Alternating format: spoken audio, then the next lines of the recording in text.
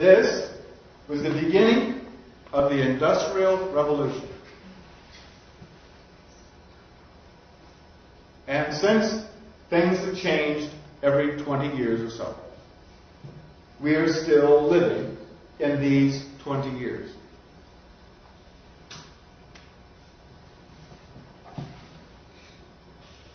The galactic consciousness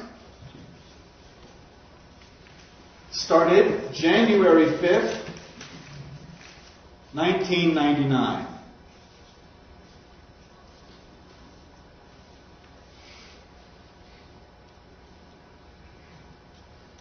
January 5th, 1999 was that line right there.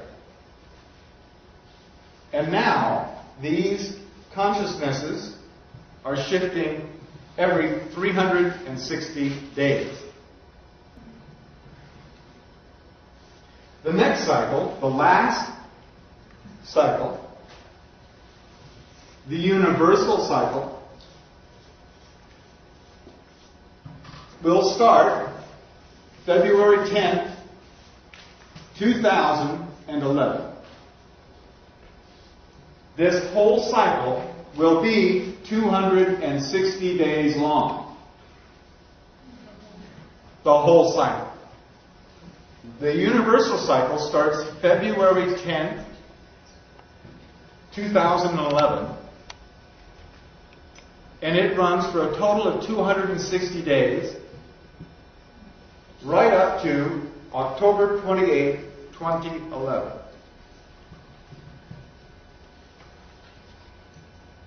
October 28, 2011.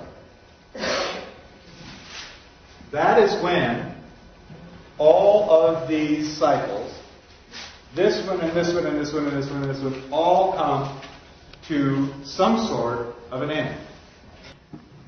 During this cycle, the same amount of changes that are changing every 360 days will be changing in every 20 days.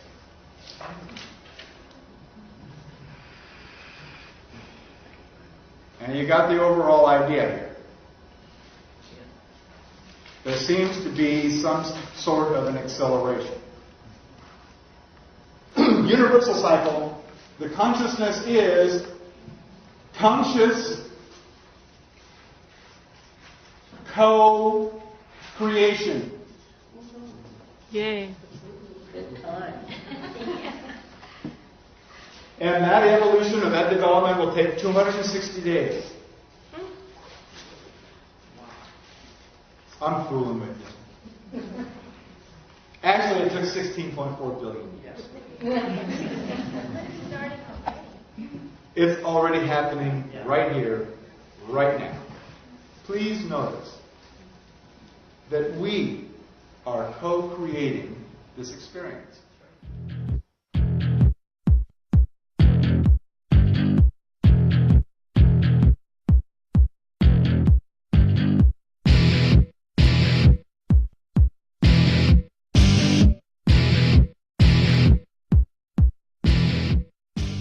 I also got very interested in crop circles. I did a piece for Wired. And I mean, if psychedelics... Have you been to England and seen them? Yeah, have you been in the energy of them? I have been in the energy of them. And what did you experience? Quite interesting. Tell us. Well, you know, really, within like 2 or 3 minutes, you feel like, I mean, a lot of people just sink to the ground and start sort of spontaneously meditating or crying. I mean, you know, there's definitely a strong energy field that's created in these things. And, you know, it's a very complicated area because there are a lot of mischievous, hoaxing English people who are making them, and some people think they're all fake, and I think that they're probably not all fake, but I'm going to need to spend some time there to put the whole story together. You know? And what do you think about, like, what people talk about in terms of ETs? Did you get any experience of that in any of your journeys or any of the shamanistic experiences? One reason I got so interested in the crop circles is a lot of them are pointing to the same 2012 date in various ways, and there are also a lot of kind of shamanic, sacred geometrical patterns kind of recur in the crop circles. And, you know, my sense is they're pointing to this 2012 thing being a real event, and then perhaps, you know, Star Trek or Star Wars are not that far from the truth. I mean, perhaps, look how fast we've moved with our technology and how fast we've developed. There may be, galactic races that are out there that are watching what's happening and are waiting till we get past a certain kind of evolutionary crisis to introduce themselves. Knickers or something. Exactly. I take that relatively seriously at this point. Crop circles first appeared in numbers, in large numbers, mid-1970s, 75, 76, right around in there. And for those of you that may not be familiar with the crop circles, I'll review them just briefly. They were simply circles, patterns, in cereal grain crops in nearly every crop-producing country in the world, where the stalks of grain in an authentic crop circle, where they are gently bent at a 51-degree angle. They are still alive, they still produce their fruit, they may still be harvested if they're done early enough in their season. Researchers have discovered that samples of grains taken from within the crop circles are very different from the control samples that are taken outside of the circle. For example, the crystalline structure is different within the circle than it is from outside the circle. Seeds that are grown from within samples taken from within this crop circle germinate very quickly. They bud very quickly, and they produce more berries per unit than those taken from outside of the circle.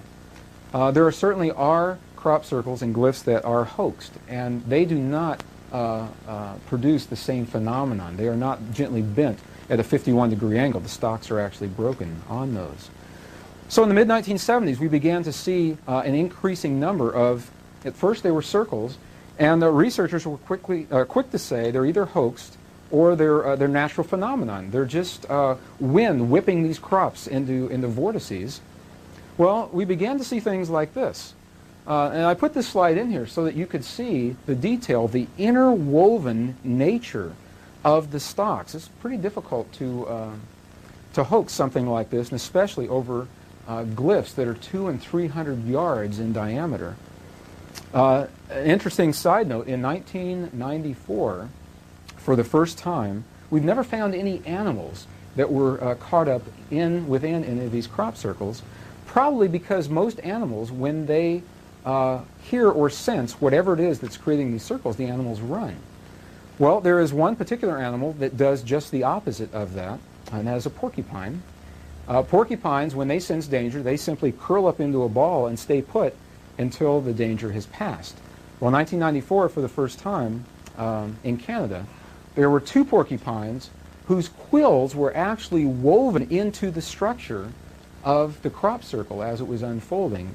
They were no longer living. They were very flat at that point, and their quills were very easily woven into the structure of this crop circle. To the best of my knowledge, that's the first time that's happened. So we see these complex patterns that are very difficult to hoax. Well, the simple circles began to become more and more complex. Each year, the number of circles would increase through the early 1990s, and each year there would be what was called a grand finale, the greatest, most complex, most beautiful crop circle of all. This particular image here is from 1993, I believe, and this is considered to be the grand finale of 1993. Well, the researchers that were saying we had a natural phenomenon of wind whipping these crops into vortices looked at this and they said, well, this is pretty complex. It looks very intentional. Maybe there's something else happening. In 1994, I had the opportunity to attend and present a body of information at a crop circle conference in England. And while we were there, crop circles were appearing at the rate of about 11 per day all around the area where we were at.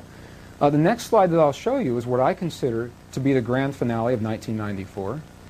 A beautiful image of a very powerful pattern in the science of sacred geometry. If you're familiar with sacred geometry, you know that this is called the seed of life, and it is an integral component of a greater pattern called the flower of life.